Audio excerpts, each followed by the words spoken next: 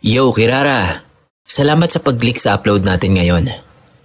Bago natin simulan, paki-like mo naman ang video.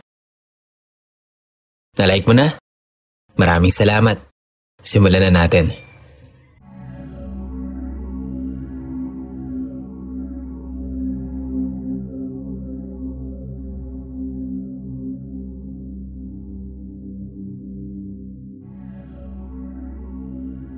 Yo, Boss Kira, magandang araw. Pati na rin sa mga nakikinig sa Nginig Stories. Ako po si Alex, taga Cabuyao, Laguna. May gusto lang akong i-share na kwento dito. Sana po mapansin nyo at maisama sa mga uploads nyo sa channel. Hindi po ako mahilig sa hayop. O mas tamang sabihin na hindi mahilig mag-alaga ng hayop. Wala kasi akong pasensya sa ingay nila, sa kakulitan at sa mga dumi at ihi. At wala akong panahon na mag-intindi ng mga ganong bagay. Though natutuwa din naman ako kapag nakakakita ako ng mga cute and funny animal videos online. Pati na kapag may kakilala ako na mayroong cute na alaga. Pero hanggang dun lang yon. Noon. Kasi nagbago po yun nung makilala ko si Leleng. Siya po yung napulot kong pusa nung minsan akong naglalakad pa uwi galing sa palengke. Napansin ko lang siya na nag-uutay-utay ng pagtawid sa gitna ng kalsada. Akala ko pa nung una daga. Nung titigan kong maigi, dun ko na-realize na kuting pala. Pupulutin ko sana para itabi. Kaso bigla namang may dumaan na humaharurot na sasakyan. Ang lakas ng kaba ko nun. Kasi akala ko masasagasaan yung kuting. Sa bilis ng sasakyan, natangay nung hangin nung pagdaan niya yung kuting. Nagpagulong-gulong siya sa gitna ng daan. Kaya pagtapos nun, nilapitan ko na agad at pinulot. Pero gaya nga po ng sinabi ko, may malasakit naman ako sa mga hayop. Pero wala akong hilig sa pag-aalaga. Kaya naman itinabi ko na lang siya sa gilid ng kalsada. Tapos iniwan ko na. Paglingon ko ulit, gumagapang na ulit siya pabalik sa gitna ng daan. Kaya muntik na naman siyang masagasaan ng tricycle naman. Hahayaan ko na lang sana, sabi ko bahala siya. Pero hindi ko alam kung bakit ang bigat ng loob ko, naiwan na lang siya doon. In short po, pinulot ko siya at inuwi sa bahay. Napagalitan ako ng nanay ko. Pero hindi dahil sa nag-uwi ako ng pusa. Kasi cute na cute nga siya nun sa kuting. Napagalitan ako dahil ang tagal-tagal ko daw umuwi.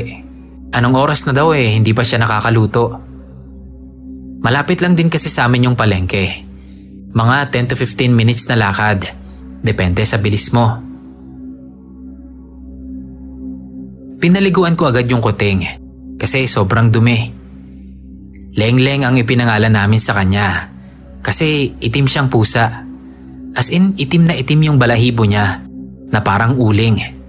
Tapos kulay green yung mga mata niya. Medyo nag-alangan pa nga akong i-adapt siya nun ng tuluyan nung makita kong kulay pula yung refleksyon ng mata niya sa ilaw. Naisip ko agad, baka aswang lang yun at nagpapanggap na pusa. Saktong kulay itim pa naman. Pero may nabasa akong normal naman daw yun sa pusang hindi normal. Basta, medyo mahirap kasing ipaliwanag. Google nyo na lang din po sana. So balik tayo. Habang lumalaki si Leng-Leng, mas nakikita yung ganda niya. Yung tindig, yung balahibo. At nadiskubre namin na babae pala yung ulikbang pusa na yon. Napansin ko noon na mula nang dumating sa bahay si Leng-Leng, parang unti-unting nawala yung mga pagpaparamdam sa bahay namin. Hindi naman agad-agad, pero noon, ramdam naming iba na talaga. Mas maaliwalas at sa hindi maipaliwanag na dahilan, parang lumiwanag yung bahay. Hindi ko din kasi alam kung bakit, pero kasi dati, kahit bago naman yung mga bumbilya ng ilaw at LED naman, parang dim yung liwanag. Doon kasi sa bahay namin na yon, Boss Kira, mula nung lumipat kami doon, marami na talagang nagpaparamdam. Nandiyan na yung may umiiyak sa kusina tuwing gabi. May mga gamit na bigla na lang gagalaw, kahit wala namang kahit na sinong malapit na pwedeng gumalaw doon sa gamit na yon. May mga gamit din na bigla na lang nawawala ng ilang araw. Napagod at nagkakainisan na kami sa paghahanap, hindi pa rin lumalabas. Pero isang araw, bigla na lang naming makikita na nakapatong sa mesa o sa kung saan namin naaalalang nakalagay yun. Meron ding mga pagpapakita kaming na-experience. Gaya nung minsang isang madaling araw, pumunta ng banyo si Mama para umihi. Pero nabulaho kaming lahat sa pagtulog nung marinig na lang namin yung malakas niyang pagpalahaw na parang takot na takot. Napabangon kaming lahat nun at agad na pinuntahan si Mama. Maging kami ay nagulat nung makita yung itsura niya sa CR. Nanlalaki yung mga mata habang nakatingala. Nakanganga pa nun si Mama. Agad namin siyang inalalayan at dinala sa sala para pakalmahin. Pinaypaya namin siya at binigyan ng tubig. Nakahinga kami ng maluwag noon nung unti-unting bumalik sa wisyo si Mama. Natakot kami kasi yung itsura niya mukhang na-stroke. Matagal din namin siyang napakalma bago siya nakapagkwento sa amin. Sabi ni Mama, nung malapit na siya sa banyo, nakarinig siya ng umiiyak. Binaliwala niya kasi sabi ko nga kanina, parang normal na lang yun sa amin. Nakasanayan na lang. Pero ang hindi niya inaasahan, pagbukas niya ng pinto, bumungad sa kanya ang isang babaeng nakabigti sa loob ng banyo. Nanlilisik pa daw yung mga mata na nakatitig sa kanya. Pulang-pula raw yung mga mata na akala mo'y puputok na. Ang nakakapangilabot pa raw ay nakangisi ito sa kanya.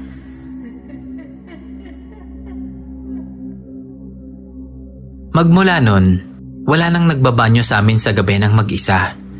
Kailangan palaging may kasamang nagbabantay sa labas. Kahit sa kalagitnaan ng pagtulog namin, nanggigising talaga ako ng kahit na sino sa amin nila Mama, Papa at mga kapatid ko para lang may makasama. Meron pang isang beses, galing ako sa school. Pagpasok ko pa lang sa bakuran namin, nakita ko na si Tatay sa may terrace. Nakaupo habang nagkakape. Nagmano muna ako bago pumasok ng bahay. Pero laking pagtataka ko nung makita ko ulit si Tatay na kalalabas lang ng banyo at katatapos ng maligo. Napatakbo talaga ako nun pabalik sa terrace. Pero pagtingin ko, wala na si Papa doon. Wala din yung tasa ng kape. Pero napaka-imposible namang mangyari na nakapasok agad siya ng banyo para maligo at matapos din sa loob lang ng ilang segundo.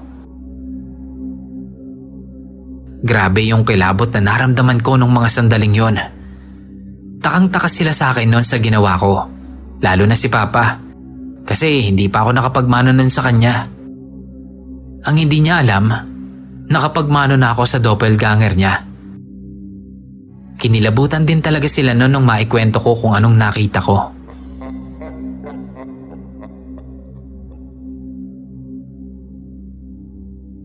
Ilan lang yan sa mga hindi na namin nararanasan mula nung dumating si Lengleng sa bahay namin, Boss Kira. Kaya laking pasasalamat ko na ipinaramdam niya sa akin noon na kailangan ko siyang pulutin. Meron pang isang beses. Gabi yon. Hindi ako makatulog, kaya naman bumangon ako para magkape sa sala. Habang nagtitimpla ako ng kape sa kusina, lumapit si Lengleng sa akin at pumatong sa lamesa. Tapos napatingin siya sa banyo namin. As in, titig na titig. Tapos bigla siyang pumorma na parang may kaaway. Taas na taas yung mga balahibo niya. Napatingin ako sa direksyon ng CR namin. Nakakaramdam na ako ng takot nun.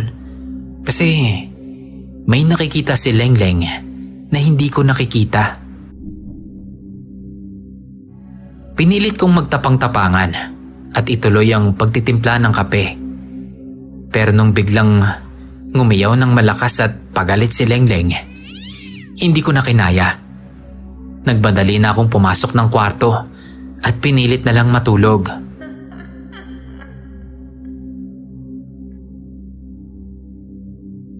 Sa ngayon po, Boss Kira, nakalipat na kami ng bahay.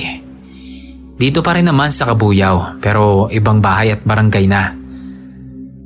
At nakakalungkot lang din dahil hindi na namin naisama si Lengleng dito.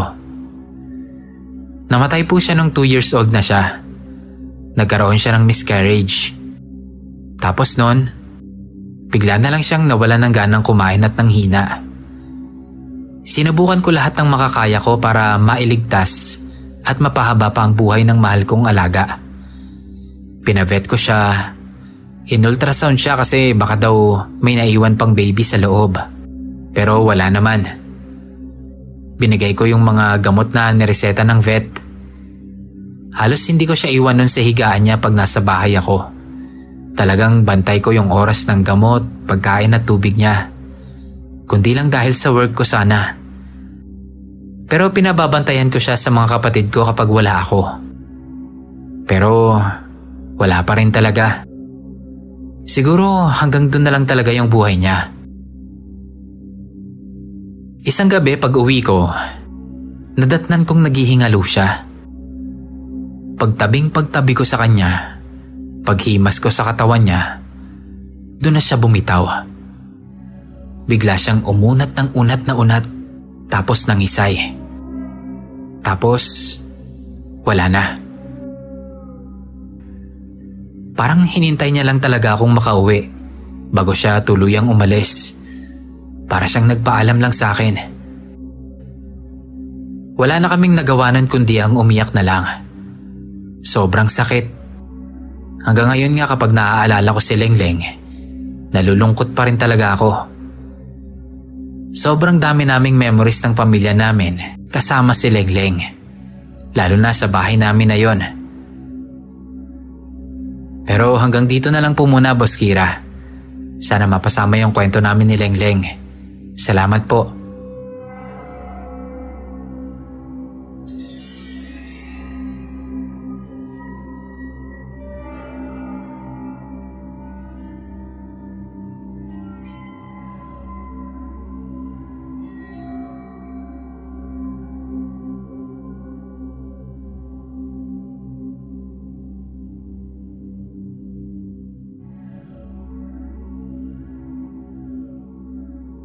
Hello Sir Kira, tawagin niyo na lang po akong Janine.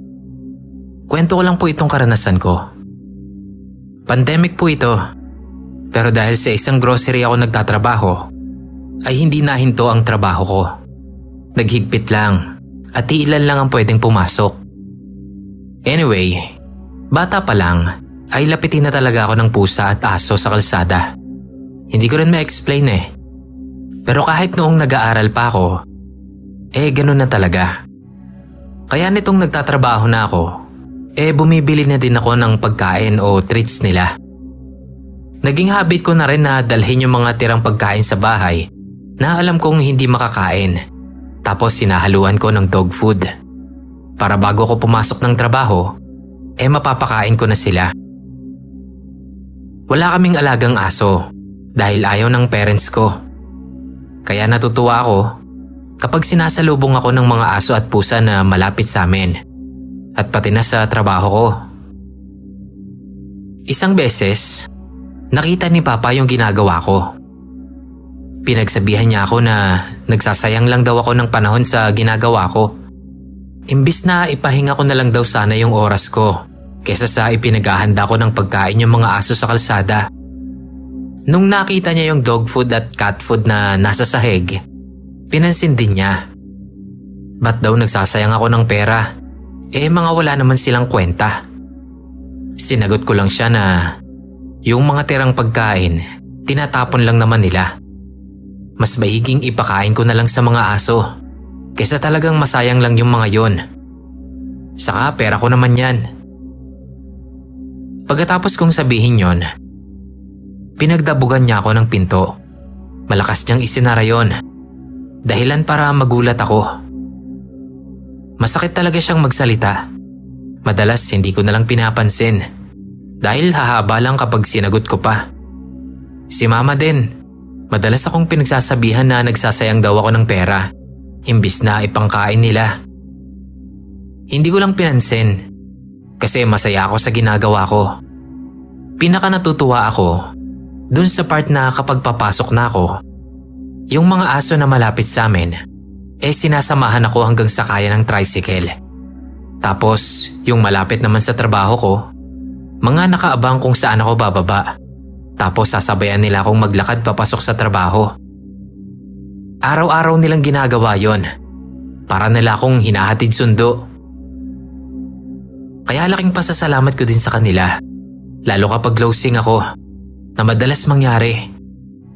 Almost 11 PM na ako nakakapag-out at iilan na lang ang posting may ilaw sa mga nadadaanan ko.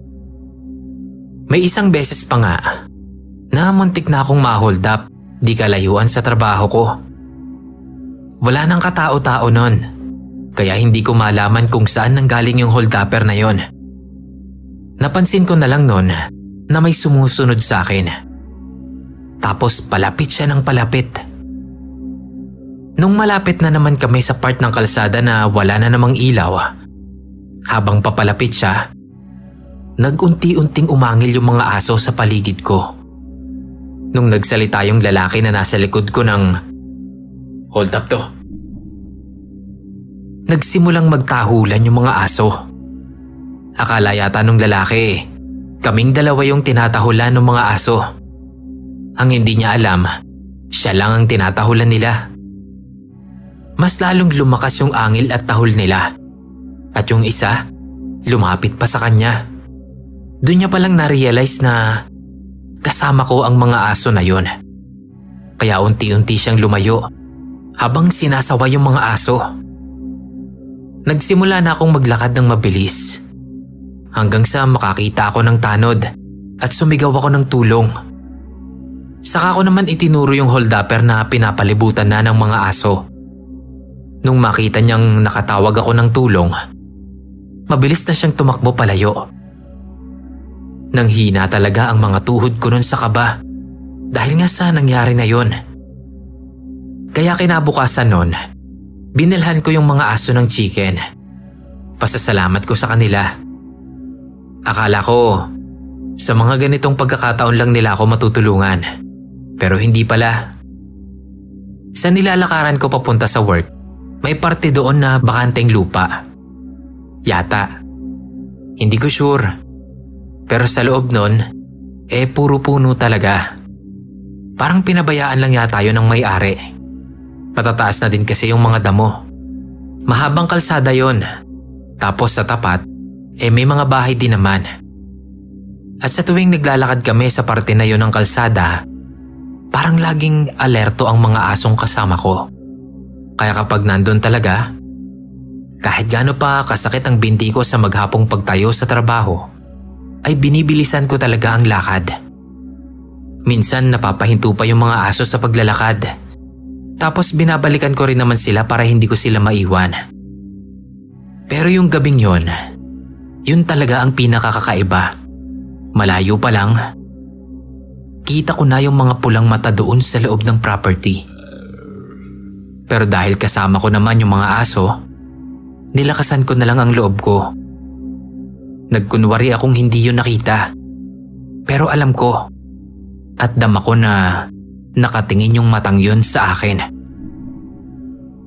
Yung mga asong kasama ko, mga nagsisiangil na. At doon sila nakatingin sa kung saan ko nakita yung mata.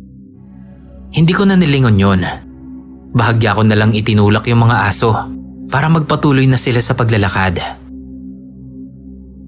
Ilang beses pang nangyari yon, Sir Kira. Kasi simula nung makita ko yung dalawang pulang mata na yon, naging alerto talaga ako. Nag-search din ako agad kung ano yon. Kapre o tikbalang. Alin lang daw dyan sa dalawang yan. Dito kita nakilala, Sir Kira. Kaya naging listener niyo ako. Nakikinig ako noon sa isang kwento ninyo. Tapos nung marinig ng nanay ko, sumabat siya at pinagsabihan ako na mag-iingat palagi pag uwi. Dahil totoo daw talaga yung mga yon. Naniniwala siya. Kaya naikwento ko sa kanya yung nadadaanan ko. Hindi daw niya alam kung ano yung nakikita ko.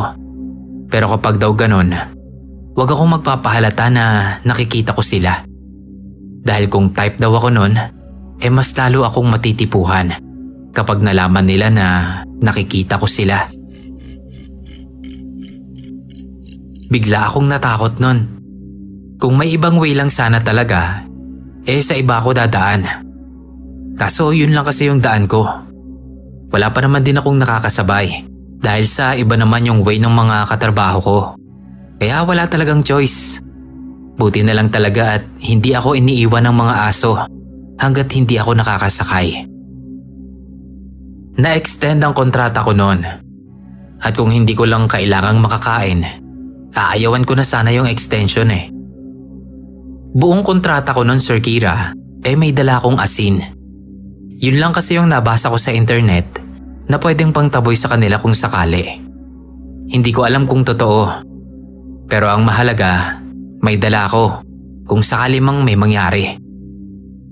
Anyway, wala naman pong nangyari hanggang maendo ko. Pero until now, Sir Kira, kahit wala na ako sa grocery, dinadalaw ko pa din yung mga aso. Dahil malapit-lapit lang din naman yung trabaho ko doon. Pinapakain ko pa din sila. Nadagdagan pa nga po sila ng mga asong malapit naman sa bago kong trabaho. Hanggang dito na lang, Sir Kira. Sana po ay mabasa ninyo. Kahit na hindi naman gaanong nakakatakot ito. Maraming salamat po and more power. Maraming salamat po and more upload pa, sir.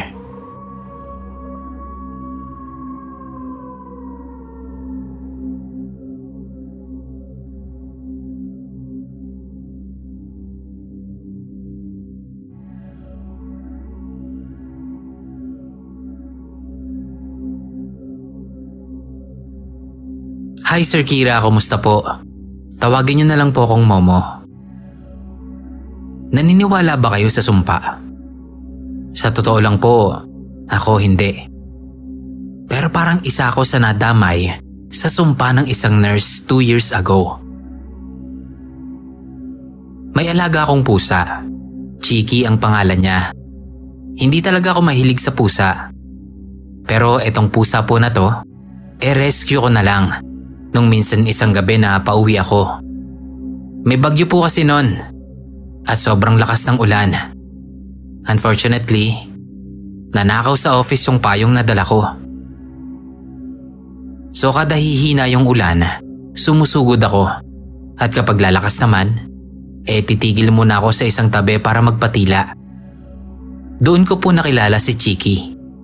Mag-isa lang siyang nakaupo sa sulok at parang takot na takot sa ulan. Nung makita niya ako, lumapit siya agad at ikiniskis niya yung sarili niya sa binti ko. Hindi ko na lang napansin yung oras noon na ang tagal ko na pala doon. Hindi kasi ako makapag-decide noon kung iuuwi ko ba siya o hahayaan ko na lang doon. Sinigurado ko pa muna kung siya lang ba yung nandun mag-isa. Kasi kung nandun pa yung nanay niya, hindi ko siya pwedeng basta-bastang kunin. Nung wala namang ibang pusang malapit sa amin, inilagay ko na siya sa bag ko. Isinukbit ko yung bag ko sa harap para kahit nakabukas lang yung zipper, okay lang. Nag-search agad ako noon kung paanong mag-alaga ng pusa. Binilhan ko ng pagkain at gamot kahit na kailangan ko ng maghigpit ang sinturon noon. Nung sumahod ako, dinala ko agad siya sa vet for check-up. After 2 years, doon palang naglabasan sa feed ko na kailangan silang ipakapon. So another search ulit ako. In the end, ginusto kong ipakapon si Chiki. Pero natatakot ako. Dahil may chance na hindi na siya magising after ng kapon. Nagdalawang isip pa ako noon kung ipapakapon ko ba si Chiki sa low cost or sa vet na kahit mahal. Nag-decide ako noon na sa vet clinic ko na lang dalhin si Chiki para mas sigurado. Inisip ko kasi hindi gaanong maaasikaso si Chiki sa low cost na kapon dahil madaming pusa. At least sa vet, iilan lang sila kung sakali mang may makasabay siya. Nag-ipon ako noon. Tapos nag-inquire ako sa vet kung magkano ang gagastusin kapag nagpakapon ako ng pusa. At yun nga, binlad test daw muna si Chiki. Tapos kinabukasan ng kapon kapag okay ang resulta. Pinag-ipunan ko yon dahil hindi ko kaya ng isang biglaan lang.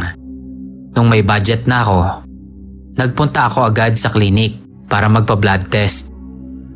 Hapon na nung dumating yung resulta sa email ko. Okay daw. Kaya nung gabing yon, pinag-fasting ko na siya.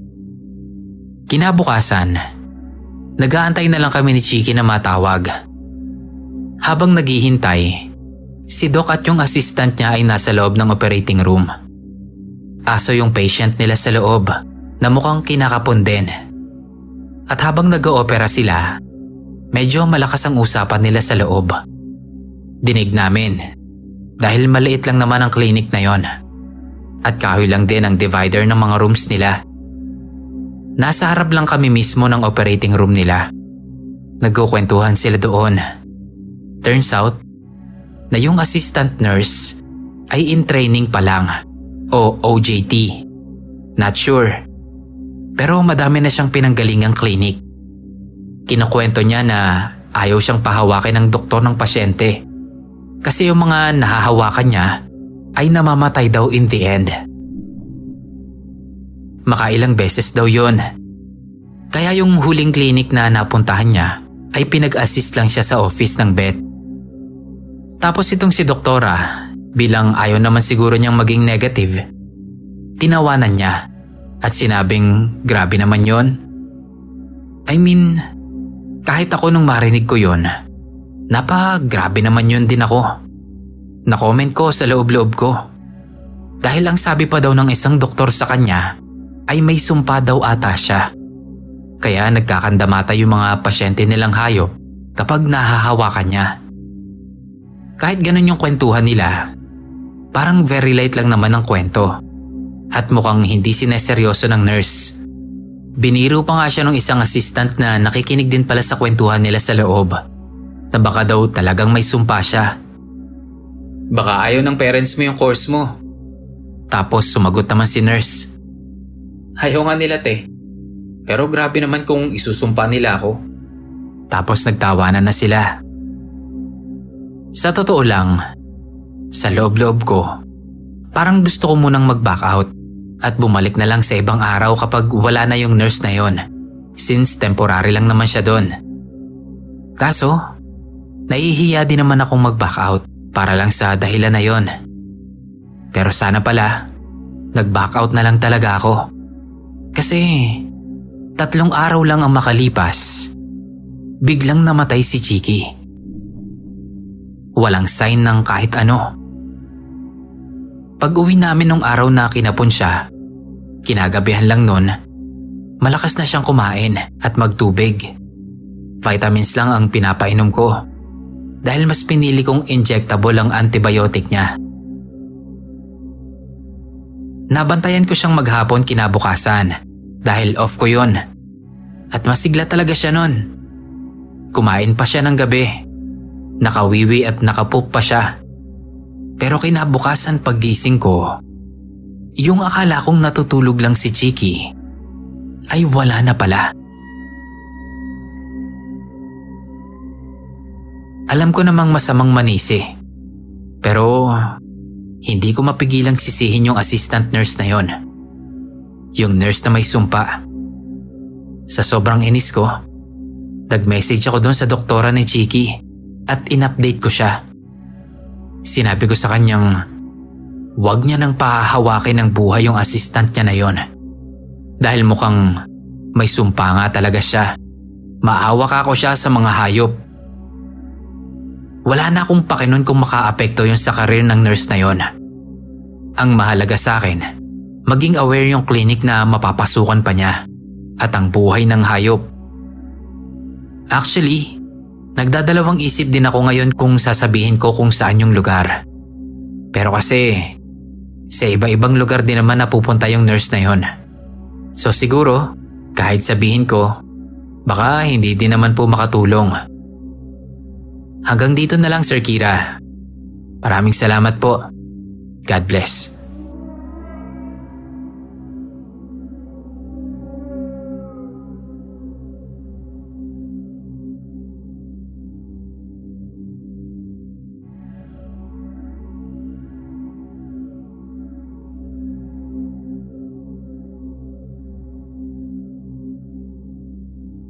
Good evening po. May gusto lang po akong ibahaging kwento sa inyo na pwede pong magsilbing aral o babala sa mga kapwa ko lalaki. Itago nyo na lang po ako sa pangalang Ranidel, Sir Kira. Dito kami ngayon nakatira ng asawa at 2 anak namin sa bahay ng parents ko sa Doña Remedios. No work ako ngayon. Pahinga lang muna sa toxicity ng realidad. Pansamantala, tumutulong muna kami ni Mrs. sa mini business ng parents ko na tindahan at karinderya. May ilang apartments din sila at ako muna sa ngayon ang nagmamanage noon. Medyo mahirap kasing spilengin yung ibang tenant dito Nangyari itong kwento ko noong binata pa ako at napaka-wild na lalaki. Nagtrabaho ko nun bilang ahente sa Makati ng isang produkto na mahirap ibenta. Financial product siya actually, pero hindi ko na i-specify. Hindi ko naman masasabing magandang lalaki ako, Sir Kira. Pero malakas po talaga ang sex appeal ko. Masasabi kong blessed ako physically. May itsura, matangkad, maganda ang pangangatawan ko kahit na hindi ako mag-effort sa gym at mag-diet. Hindi ako maputi, pero malinis ako sa katawan at sinisiguro kong palagi akong mabango. Kaya din siguro sobrang babaero ko nun. Lahat ng matipuhan kong babae, nakukuha ko. Wala naman akong pinagsasabay na karelasyon. Pero ang problema lang sa akin nun, mabilis akong magsawa. Tipong pag nakuha ko na, ilang months lang ayoko na agad. O kaya kapag may natipuhan akong iba, nakikipag-break na agad ako nun. Marami din akong naka one night stand. Yung iba mga naging client ko na natitipuhan ako. Kukontakin ako at sasabihin kukuha daw ng product kung magbibigay ako ng extra service. Nung una syempre ayoko. Pero nung muntik na akong mapalaya sa apartment na inuupahan ko, medyo naging desperado na ako. Kaya pinatos ko na din. Okay naman. May benta na, may bonus pa. Karamihan sa mga yon, halos mga tiyahin ko na kung tutuusin. Yung iba single, yung iba naman may asawa pero hindi na nadidiligan. Yung ibang mga nakatikiman ko, mga kababata ko sa lugar namin. May ilan ding mga katrabaho. Basta marami na. Talagang gamit na gamit ko ang alaga ko. Na hindi naman sa pagyayabang, above average. Hanggang sa nakilala ko ang asawa kong si Angie. Pinsan siya ng isa sa mga nakakalaro ko sa basketball. Nakilala ko siya nung minsan siyang isama ng pinsan niya sa isa sa mga games namin. Napansin ko siya kasi siya yung pinakamaingay kapag nakakashoot yung pinsan niya. Kala ko nga nun jowa sila. Hindi siya ganun kaganda, pero iba. Ang lakas agad ang tama ko sa kanya sa unang kita pa lang namin. Pagkatapos ng game, nakipagkilala ako sa kanya. Hiningi ko agad yung number niya, pero hindi niya ibinigay. First time yun na matanggihan ako, kaya parang naapakan yung pogi pride ko. At parang na-challenge ako sa kanya. May karelasyon ako noon, pero nakipaghiwalay agad ako para kay Angie. May ilang months ko din siyang kinulit noon para sa number at sa FB niya. Every Friday night ang laro namin. At hindi naman siya palaging sumasama sa pinsan niya. Nakipag-close na rin nga ako noon sa pinsan niya para lang magkaroon kami ng koneksyon. Hanggang sa ayun nga, minsan sumama ulit siya sa game namin. Hindi ko na talaga pinalagpas ang pagkakataon. Hindi ko siya tinigilan hanggat hindi niya ibinibigay yung number at FB niya. So long story short, pumayag siyang ligawan ko siya. Pero kailangan kong tumungtong sa bahay nila at magpaalam sa pamilya niya. Na ginawa ko naman. First time ko lang din ginawa yun. Na sobrang worth it naman. Kasi nalaman ko na first boyfriend niya pala ako. Masaya yung naging relasyon namin ni Angie. Feeling ko, naging matinong tao ako sa loob ng isang buong taon. Hindi ako na-distract sa iba. Siya lang talaga. Take note, wala pang nangyayari sa amin nung mga panahon na yon. Isang buong taon.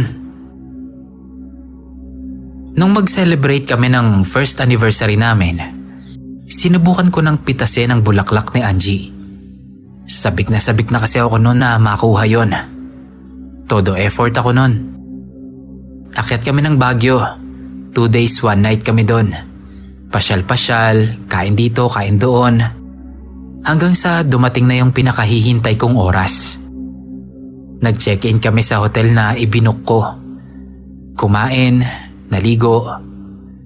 Nung nakahiga na kami para magpahinga, doon ko sinimulan ng paghalik-halik sa kanya. Una sa labi lang, pababa yun sa leeg, hanggang sa dibdib. Lumikot na rin ang mga kamay ko noon. Lahat ng sulok narating ko. Nung ibinababa ko na yung pajama niya, bigla niya akong pinigilan. Tapos sabi niya, hindi pa raw siya ready. Pero Sir Kira, init na ako nun. Galit na yung alaga ko. Kaya ayokong pumayag na hindi yun matutuloy sa pagkakataon na yun. Ilang beses ko na din kasing sinubukan. Pero yun nga ang palagi niyang sinasabi. Hindi pa siya ready. Itinuloy ko pa rin yung ginagawa ko.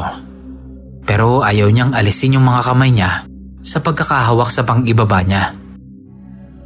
Alam kong basa na rin ang alaga niya. Kaya mas ginalingan ko pa ang pagromansa. Pero hindi ko talaga siya mapabigay. Kaya naman pinilit kong hubarin yung pang-ibaba niya.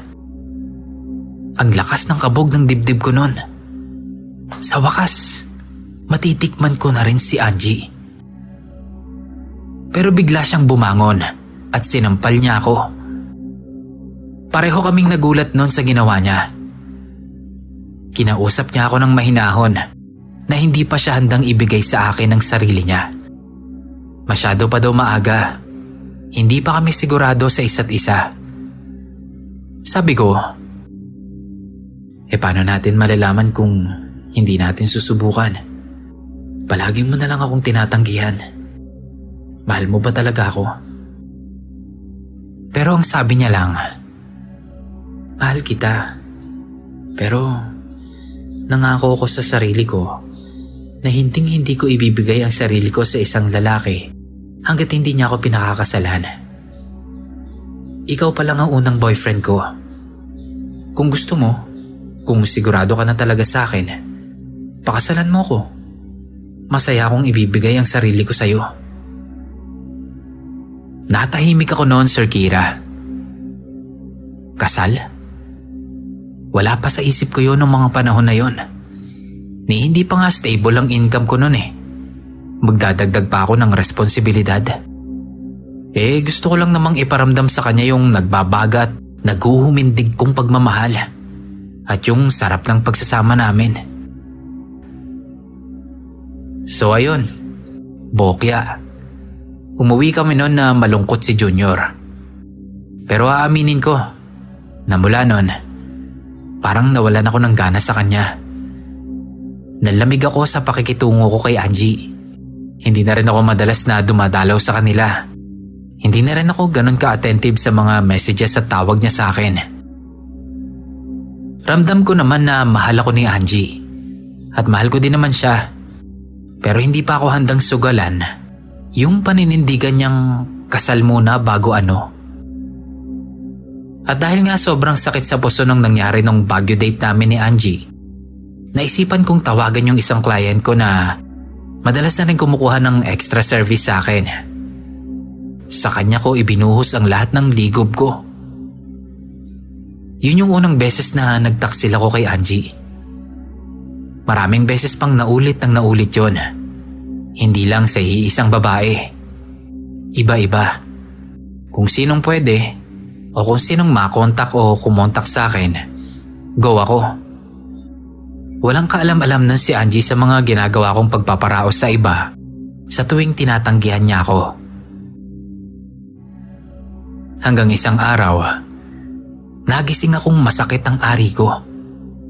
Pagtingin ko, namamaga at pulang-pula. Binaliwala ko lang yon nung araw na yon. Uminom lang ako ng pain reliever. Pumasok pa rin ako sa trabaho. Pero mayat maya ang punta ko sa banyo dahil mayat maya din ang pagsakit ni Junior. Bumili muna ako noon ng gamot bago ko umuwi. Kabado 20 ako nung time na yon. Dahil nga sa paiba-iba ang nagiging katalik ko, hindi malayong magkatulo ako. Hindi ko sinabi yun kay Angie syempre. Nakakahiya. Halos hindi ako patulugin ang sakit na nararamdaman ko sa ari ko.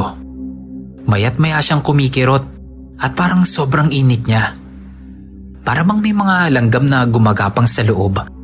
Tapos kinakagat ako. Hanggang kinabukasan, nagising ako na sobrang katina ng alaga ko. Pagtingin ko, mas lumaki pa siya sa pamamaga. Pati yung balls ko namamaga na rin. Ang bigat-bigat sa pakiramdam.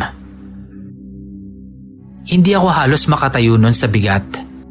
Kamot ako ng kamot kasi sobrang kati. Hinimas ko hanggang sa nauwi sa pagsasarili yung pagkakamot ko. Doon kasi parang nawala yung sakit niya. At dahil nga makati, parang doble sarap pa ang nararamdaman ko. Kasi nga nakakamot ko na, nalalaro ko pa. Pagkatapos kong magsarili, doon lang parang naibsan yung sakit at kati na nararamdaman ko. Nagpahinga lang muna ako noon. Kumilos ako ng normal at naghanda ng makakain ko. Habang namamahinga ako matapos kumain, umatake na naman yung sobrang kati at sakit niya. Kaya naman naisipan ko ulit na magsarili. Nang makaraos, ay nawala ulit yung sakit at pangangate. Pero hindi nagtagal, andyan at umaatake na naman.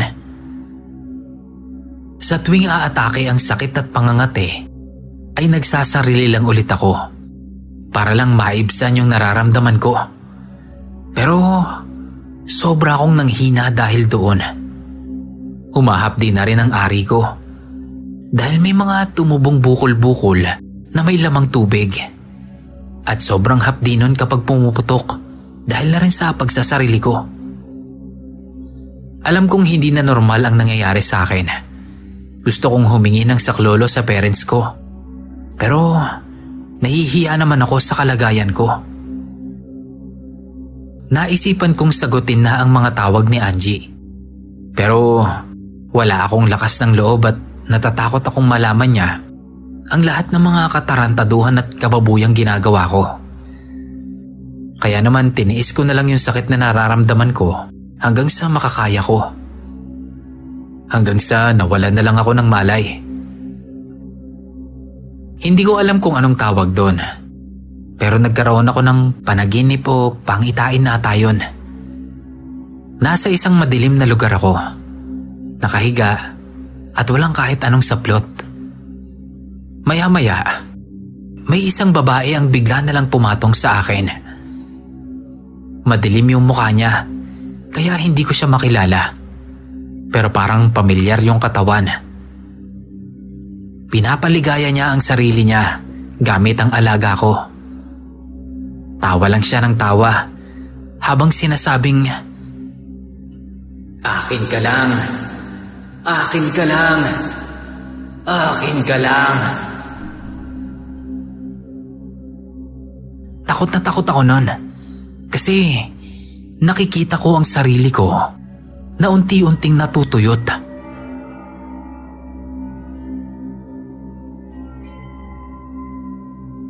Nagsisigaw ako noon ng tama na at ayoko na. Tapos bigla akong nakarinig ng boses na tumatawag sa pangalan ko. Unti-unti yung lumilinaw habang palakas ng palakas. Boses ni Angie.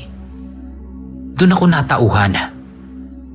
Pagdilat ko, si Angie nasa tabi ko. Umiiyak at alalang-alala sa akin. Hiyang-hiya ako noon sa nadatnan niyang itsura ko. Yung dumi ng bahay at yung mga katas kong nakakalat. Tanong siya ng tanong kung anong nangyari sa akin. Hindi ko siya masagot. Ang tanging nasabi ko lang noon, tulong. At doon, Sir Kira, walang tanong-tanong. Tinulungan niya akong makatayo at maihiga sa higaan ko. Nilinis niya ang lahat ng mga kalat at kadugyutan ko sa labas. Hiyang-hiya ako sa kanya at sa sarili ko nung mga oras na yon. Tinawagan ni Angie ang tatay niya. Pinapunta sila sa apartment ko at sinabihang isama daw nila ang ninong niya. Pagdating nila, doon ko nalaman na yung tinutukoy niyang ninong ay kapatid pala ng tatay niya, si Mang Danny, at isa itong albularyo. Nagulat ako kung bakit nagpasama siya ng albularyo. Ang sabi ni Angie, pagpasok pa lang daw niya ng bahay ko, ay may mabigat na enerhiya o presensya na agad siyang naramdaman. Kaya alam niyang may hindi tamang nangyayari.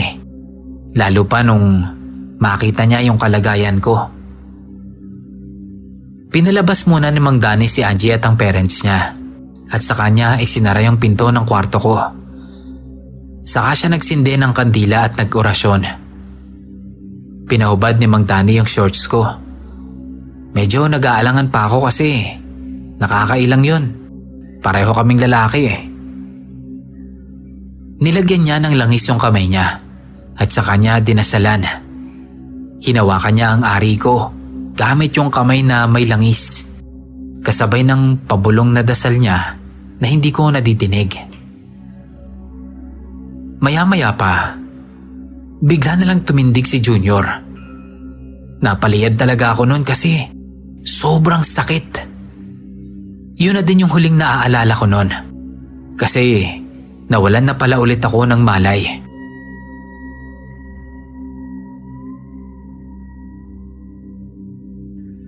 Pagkagising ko, naandun pa rin kami ni Mang Danny sa kwarto. Sinabi niya sa akin yung nangyari. Isa daw sa mga nakakatalik ko ang nagpakulam sa akin. Gusto daw ako nitong masolo, pero hindi ako pumapayag. Kaya nagalit siya sa akin. Kilala ko na agad kung sino yon, pero hindi ko na para pangalanan pa. Siya lang naman kasi yung pilit ng pilit sa akin na magsama na daw kami. Siya na daw ang bahala sa lahat. Ang magiging trabaho ko na lang ay ang paligayahin siya. Mapera yung client ko na yon. Sa totoo lang, halos lahat na ata ng kamag-anak niya nabilhan niya na ng product namin para lang makakuha ng extra service ko. Isa din siya sa mga tinawagan ko nung time na feeling ko nagre-rebelde ako kay Angie. Tangang-tanga ako sa sarili ko nun. Ang sabi ni Mang Danny, hindi niya sasabihin sa parents ni Angie ang totoong nangyari sa akin. Pero obligasyon ko daw na sabihin kay Angie at karapatan niyang malaman ang totoo. At kung sakali daw na kami pa rin, ay magtinuna daw ako at wag ko na daw uulitin yung mga gawain kong yon. Dahil siya raw ang makakalaban ko kapag nalaman niyang sinaktan ko ulit ang inaanak niya. Gulat na gulat ako noon kung paano niyang nalaman yung tungkol sa mga bagay na yon.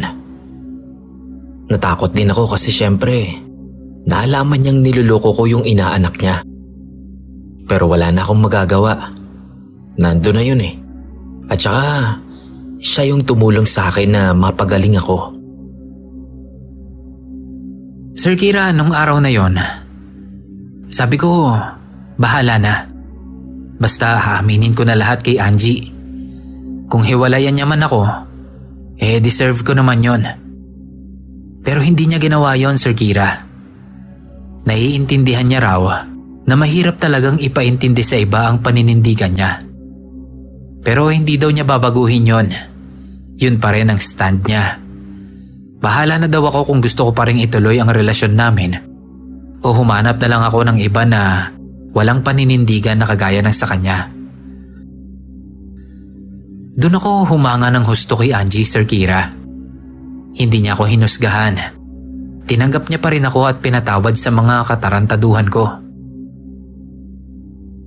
Hindi ko na pinakawalan si Angie, Boss Kira. Sobrang tanga ko na lang talaga kung sakali. Lumipat ako ng trabaho noon at lumaban ng patas. Nang makaipon ng bahagya, inaya ko nang magpakasal si Angie. Simpleng kasalan lang at maliit na handaan. At para mapatunayan ko sa kanya na hindi lang ang puri niya ang habol ko sa kanya, ay pinalipas ko na muna ang 6 na buwan bago may nangyari sa amin ng asawa kong si Angie. Sa mga kapwa ko lalaki, kapag nakatagpo na kayo ng babaeng may respeto at paninindigan, wag na wag niyo nang papakawalan. Siya ang magdadala sa inyo ng masayang buhay. Matapos yun, ay umayos din naman ang lahat.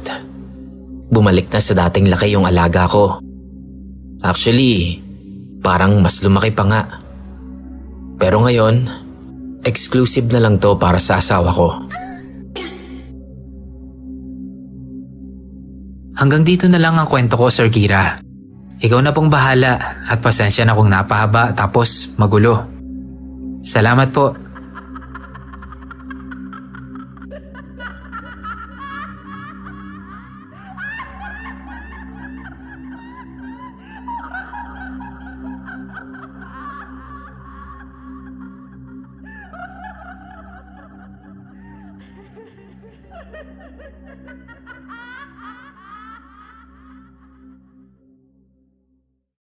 Yo, Kirara! Maraming salamat sa pakikinig sa episode natin ngayon. Pakilike naman po ng video natin at pakisubscribe na rin po kung hindi pa kayo nakapag-subscribe. Hanggang sa muli po. Salamat!